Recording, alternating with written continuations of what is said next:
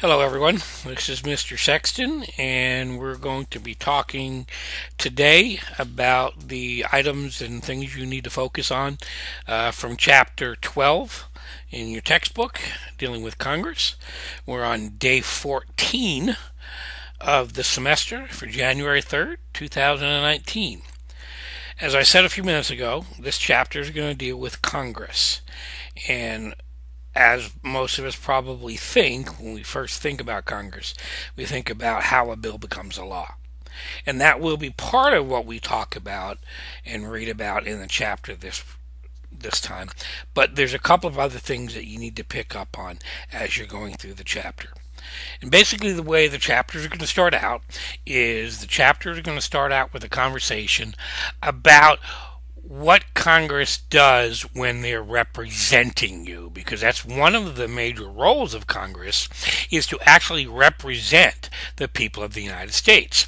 So we're going to take a look at this idea of how Congress represents us, and we need to take a look at a couple of terms. We need to understand the term constituency. Constituency is very important, not only because this chapter talks about it, but the assignment that's due tomorrow, the elected officials assignment, has a constituency component to it. So make sure that you're reading in the chapter and you understand what the author of your textbook means when they talk about constituency.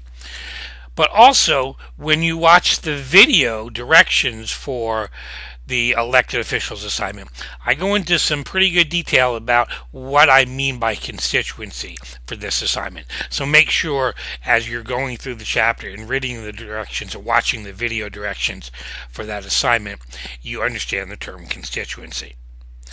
Now also, as we said, members of Congress represent us, but just because they represent us doesn't mean they all do it in the same way. Political scientists and people who study Congress, they've come up with different models or different theories on how members of Congress should be representing us. And your textbook author talks about the trustee model versus the delegate model of representation. Make sure you understand that. There will be some questions about that. Now, also, as you read through the chapter, they're also going to talk about things like reapportionment and redistricting. Those are concepts that deal with how many people will represent each state in Congress, in the House of Representatives. Make sure you understand what reapportionment and redistricting is. Okay? Also, understand that members of Congress act differently depending on a couple of different things. If I'm a person who's running for office for the first time, I act differently than if I'm a member of Congress that has been around for 4 or 5 terms. Now, a person who has been around for 4 or 5 terms is known as an incumbent. So make sure you understand what the term incumbent means, because when we talk about an incumbent, we talk about the advantages of incumbency. Your textbook talks about why members of Congress get reelected so often, and there's some advantages to being incumbent. Understand that. Also, if you're a member of Congress, there's certain things that you can do for the people you represent that you cannot do if you're simply just running for Congress. If I'm running for Congress, I can promise you that I'm going to do all kinds of things for you if I get elected. If I am a member of Congress, there are certain things I can do. And your textbook talks specifically about 2 things that incumbent members of Congress can do, and those are patronage and pork barrel legislation. Make sure you're familiar with what those 2 terms mean.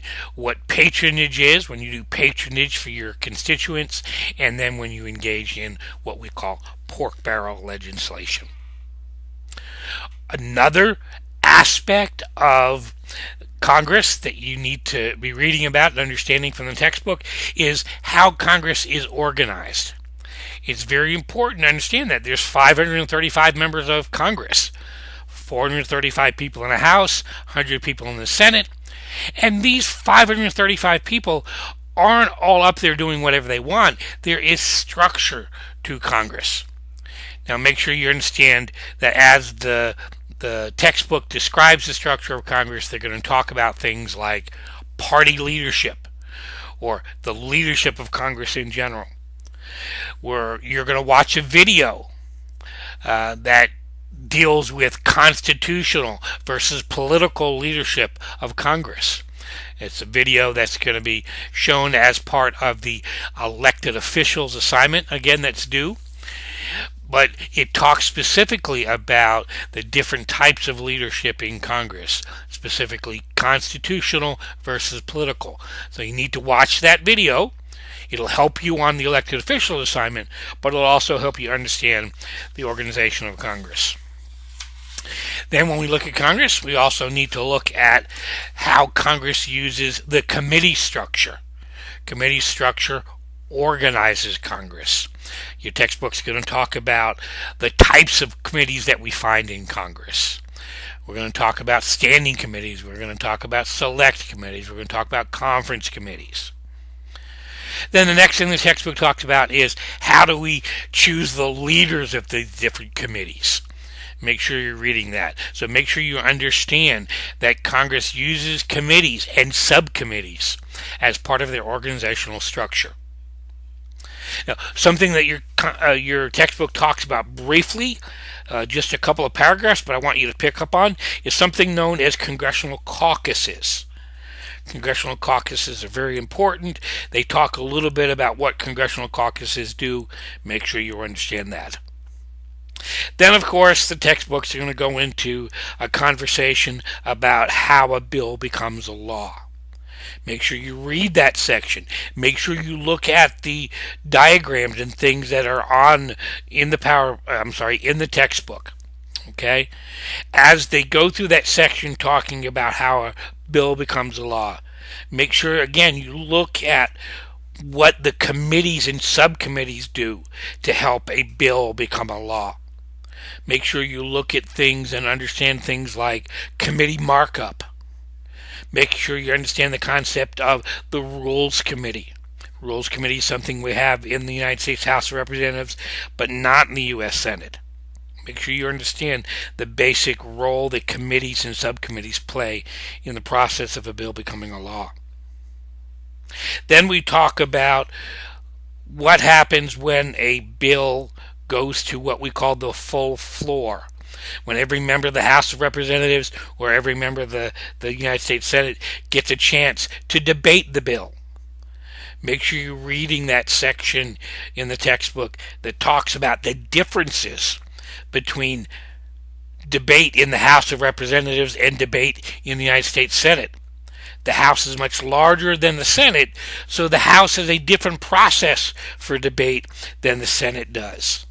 And in particular, we're going to be looking at the idea of the filibuster.